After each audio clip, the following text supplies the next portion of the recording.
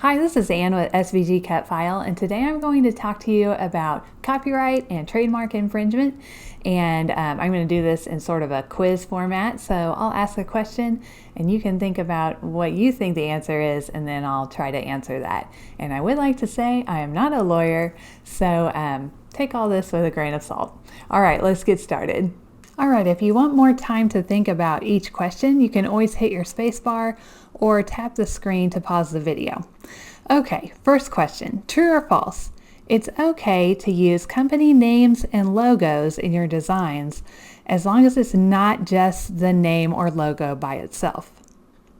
False.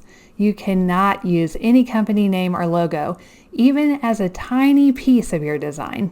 Unless, of course, you have a licensing agreement with that company. True or false?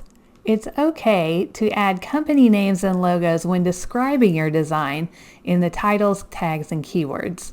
So this would be here in the title, in the description, and in your keywords. False. You cannot use those words in your wording either. So even if you have a design that doesn't have any Girl Scout items or logos in it, let's say it's about camping or something, you still cannot use the words Girl Scouts or scouting to describe it. True or false? It's okay to buy fabric with a pattern of an NFL team's logo and then make a skirt out of it and wear the skirt in public. True.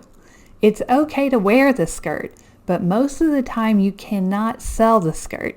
Most licensed fabrics are for personal use only.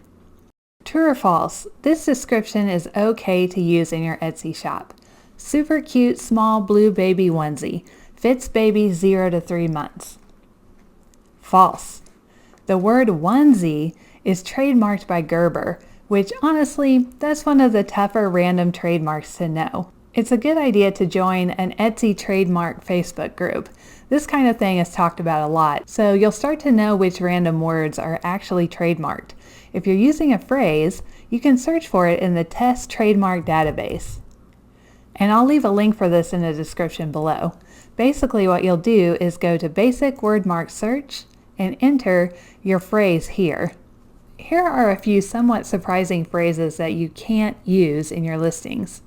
Girl power, hello sunshine, who's your daddy, born to be wild, American girl, America the beautiful, live, laugh, love. If these seem kind of random, that makes sense. They are very random, so that's why it's a good idea to search the trademark database.